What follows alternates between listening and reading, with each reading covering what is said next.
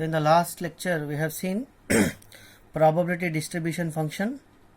Now we will see what is probability density function. Probability density or dense function.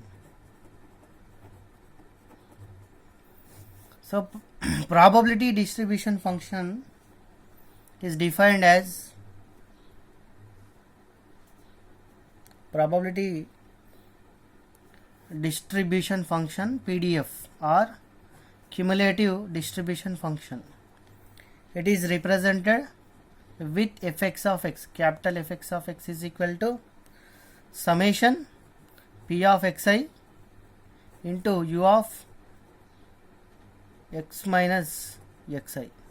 So I value will vary from 0 to capital N. So this is probability distribution function or cumulative distribution function. So this is only valid for x with the values discrete values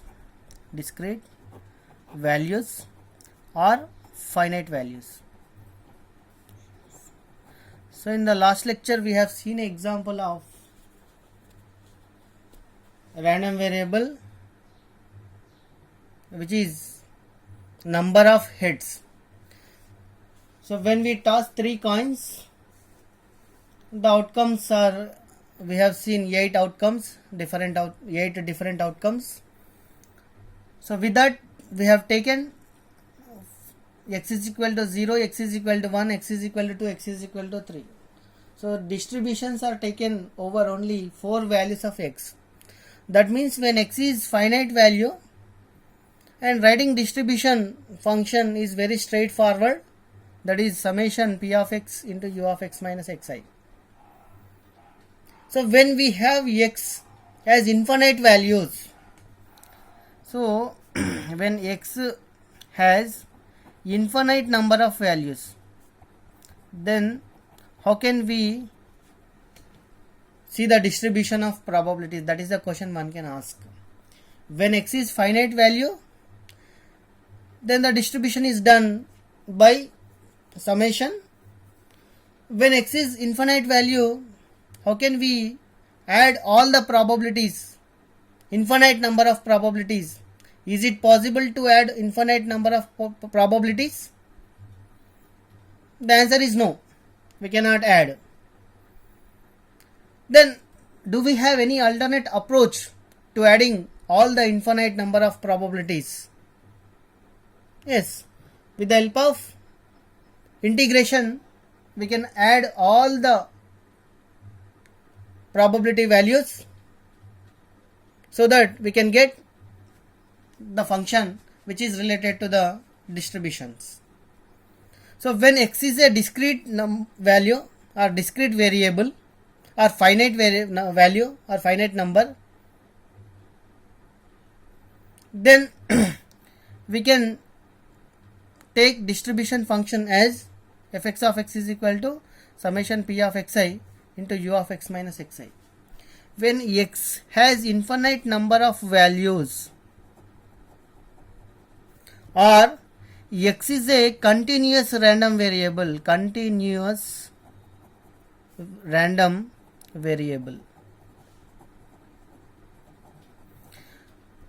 then is there any possibility to take over distributions with this random variable? That is the question one can ask.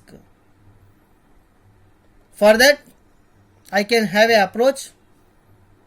So I can find the distribution function with the help of integration. In the last lecture we have seen the distribution function consists of a summation with all the probabilities with unit step function. Now x is a infinite number of values and it is a continuous random variable. So for that we need to do the integration. So these all continuous values we need to frame a function, and if you do integration to that function, then we will get a distribution function. Now we are seeing a new function, that is fx of x. So how can we frame this function? So we can frame this function with the help of continuous values. And if I do integration to that function, then I will get a distribution function. So now this new function, generally we can call it as a probability dense function or density function. So when x is a continuous random variable or x has infinite number of values, then probability distribution is take over with the help of integration. So all the continuous values, with the help of all the continuous values, I can frame a function, and if I integrate to that function, then I'll get a distribution function for the continuous random variable. So now this new function, which is made up of all the continuous values, is known as probability density function. So always probability density function is equal to, here we have integration. If I move to the left side, I will get derivation. So d by dx of fx of x. That means if I do derivative to the probability distribution function with respect to x, then I will get density function. So probability dense function equal to derivative of probability distribution function. So this probability dense function can be represented with the help of small letters PDF, and it is represented by fx of x. This is probability density function. Now we will see probability density function in terms of unit step functions. So mathematical expression. So probability distribution function can be defined mathematically as fx of x is equal to summation p of xi into u of x minus xi. I value will vary from 0 to n. This is the distribution function. So if I do derivative to the distribution function, then I will get a density function. So fx of x is equal to d by dx into fx of x, capital Fx of x. Now if I substitute capital Fx of x in this equation, then I will get fx of x is equal to d by dx into summation p of xi u of x minus xi. I value will vary from 0 to n. So here derivation I cannot do. So always this probability value will be constant. So derivative of constant into a function. So that constant I can take outside. So summation I is equal to 0 to n p of xi. So derivative to this function d by dx into u of x minus xi. So generally this function is a unit step function. Unit step. So if you do derivative to unit step function, we will get an impulse function. So one can recall all these functions in signals and systems. So d by dx of u of x is always equal to del of x. So here this is unit step function. This del function generally we can call it as a impulse function. Impulse. So always we can define a impulse function. Del of x is equal to infinity at x is equal to 0, and it is 0 when x is not equal to infinity. When it is discrete, when x is discrete. When x is continuous, that can be represented as del of x is equal to 1 when x is equal to 0, and it is 0 when x not equal to 0 for continuous variable x. Now the density function can be represented by fx of x is equal to, so here I have summation I is equal to 0 to n p of xi into d by dx into unit step. If I do derivation to the unit step signal, then I'll get a impulse signal x minus xi. Now probability density function can be represented mathematically with this formula. So fx of x is equal to summation p of xi into del of x minus xi. Now we will see what are the properties of probability density function. Properties of probability density function. So first property is first one is 0 less than or equal to fx of x for all x. So fx of x value always greater than 0. That is the first property.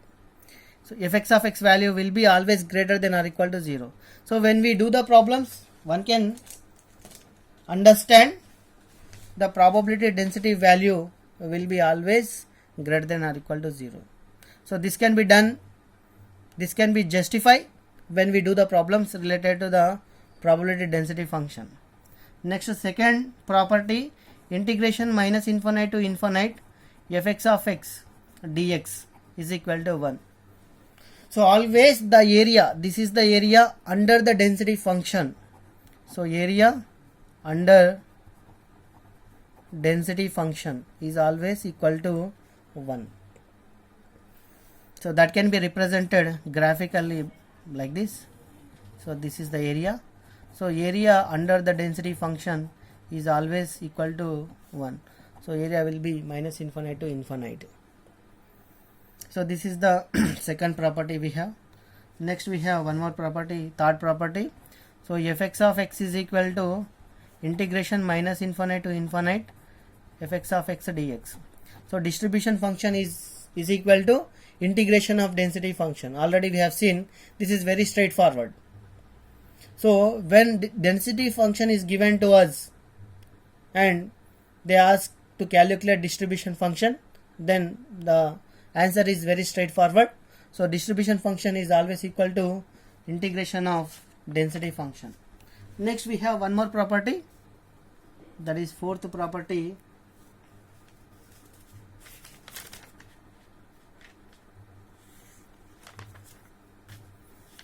P of x1 less than x less than or equal to x2 is always equal to integration x1 to x2 fx of x dx. If someone asks to calculate probability over the range when density function is given, then we need to do the integration over that range of values to the density function, then we will get the probabilities over that range. That is the fourth property. Next, fifth property, P of